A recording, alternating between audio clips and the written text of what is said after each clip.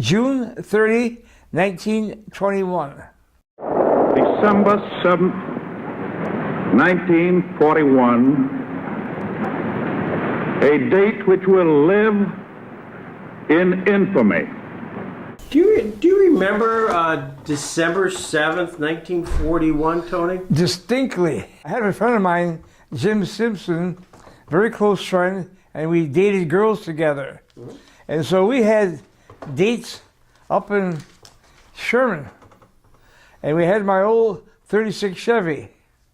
And we headed out, and we got at the top of the Sherman Hill towards Sherman, and we heard over the radio, my little car radio, that the bombing by the Japanese had taken place. And we both exclaimed, "My God, there's a war coming up. We're just right for our ages." And we turned around, came back home, and sat with the family and listened on the radio. We forego the dates. 1939, I graduated from school. I worked in the dry cleaning plant for a couple years. Then my dad got some money together, and he sent me through Canisius College. And it was in Canisius College in 1943 that myself and three of my buddies was down, I never forget it, down to a restaurant called Morgan's, located on Michigan Avenue in Buffalo.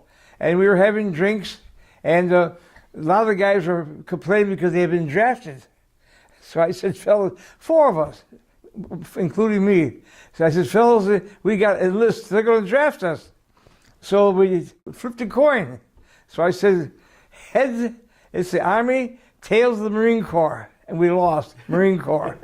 Marched into Parris Island boot camp. Of course, they had this awfully strikingly handsome, tall, good-looking, mean Southern drill instructors. I mean mean. And they had the habit of making our lives miserable. For example, on Christmas Eve, everybody had no liberty. Everybody had to stay in the barracks. They went out. They come back drunk at 2, 3 in the morning. All right, you sons of bitches, get out of there. Drop your cocks and grab your socks.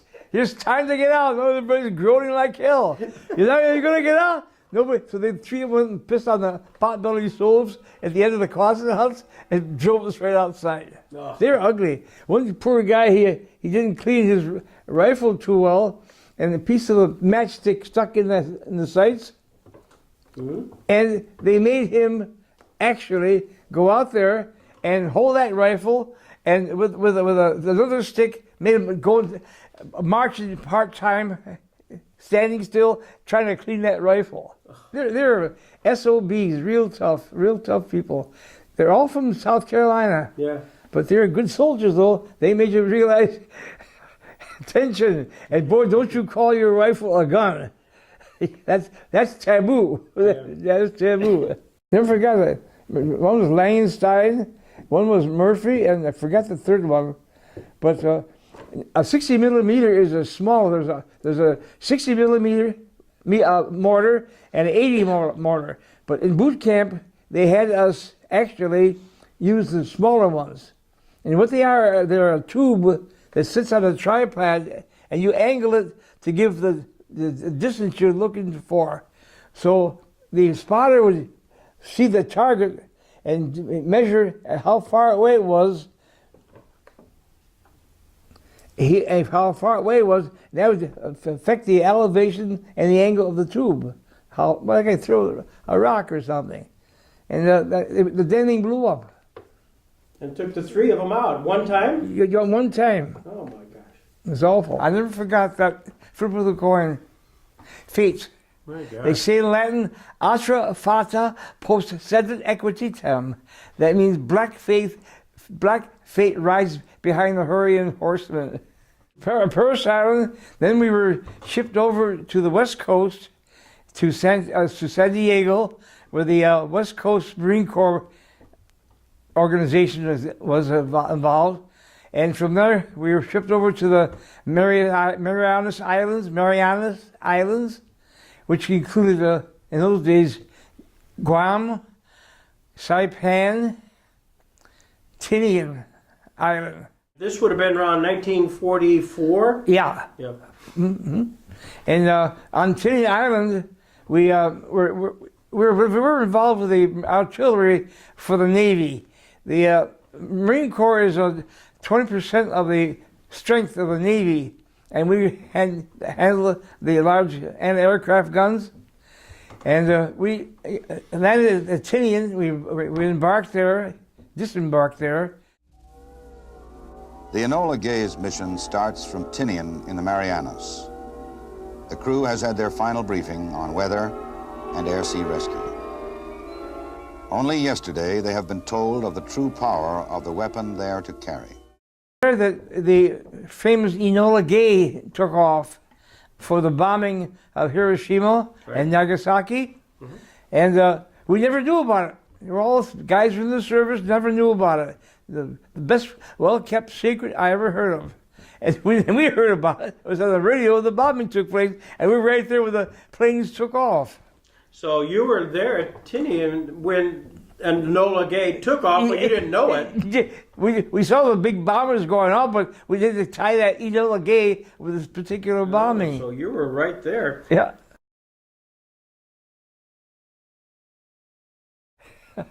Never knew it. Now, what unit were you part of, Tony?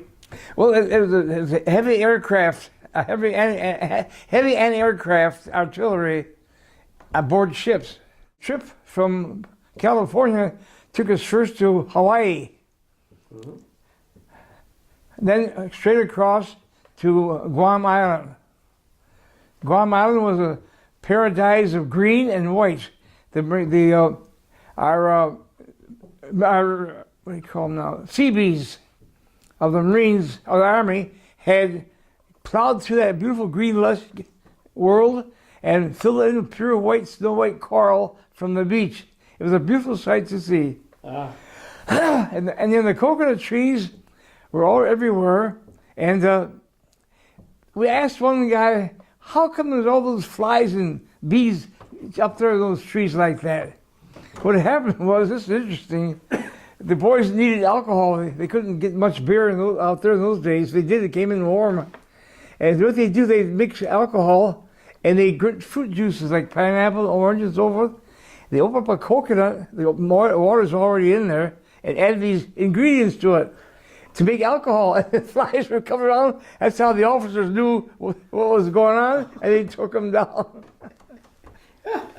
Another fellow in the squadron, I should say, and he had a habit of going to the caves where all the dead Japs were and pulling out the teeth, the gold teeth. He had a little, what do you call it? A little tin Prince Albert can. Just remember those? Yeah. You put the teeth in there. Then he found out later that the gold was amalgam. It wasn't pure gold. So he pulled the gold teeth out from the Japanese. It did, yeah, jabbed with the pliers, and they stunk like eggs. Oh my gosh. On Saipan, that was interesting too. A lot of the Japs, when the capturing took place, a lot of the family Japs that lived there jumped off this cliffs. They call it suicide cliffs. And the Marines, pursuant to their reputation, built outhouses on those cliffs, overhanging the cliffs. So if you had to relieve yourself, you sat there and you deposited on the remains of the Japs the dead Japs and the civilians there. So you're excreting on these dead Japs. Yeah, yeah. It wasn't very nice, but that's how we felt such great disdain for them. Did you get a sense that the war was going in the right direction? Only after that bomb was dropped. Okay. Yeah, other than that, it was paint. The fighting that took place on those islands 2 years before we got there was so horrendous that nobody thought that the war was ever going to end. Step by step, the Marines had to go step by step. You've seen them raising the flag on the Iwo Jima and so forth. A lot of Marines were killed, a lot of them.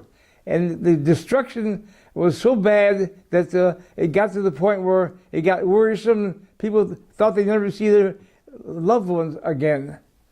Quote, there are no atheists in foxholes. That's right. That's Yeah. The Japanese have accepted our terms fully. That's the word we've just received from the White House in Washington. This, ladies and gentlemen, is the end of the Second World War. It was fascinating.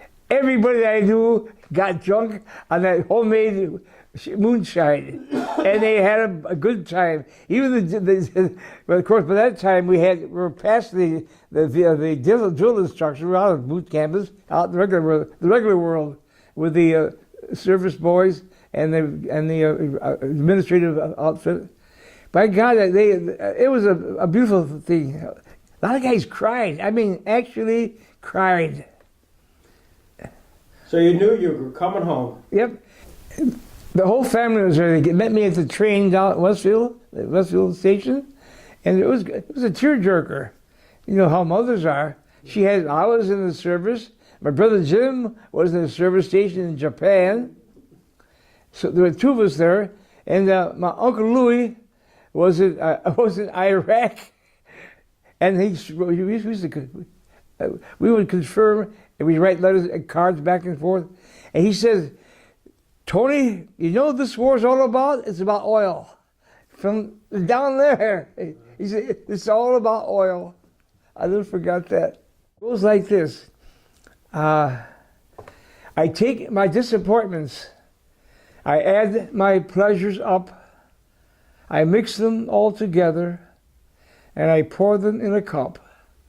Then I take a toast to life, for such as it may be, and the only wish I have tonight is that you're here with me. Fantastic. That's so good. The boys never forgot that one. Well, again, thank you so much, Tony, and happy Easter. I appreciate it. Thank you so much for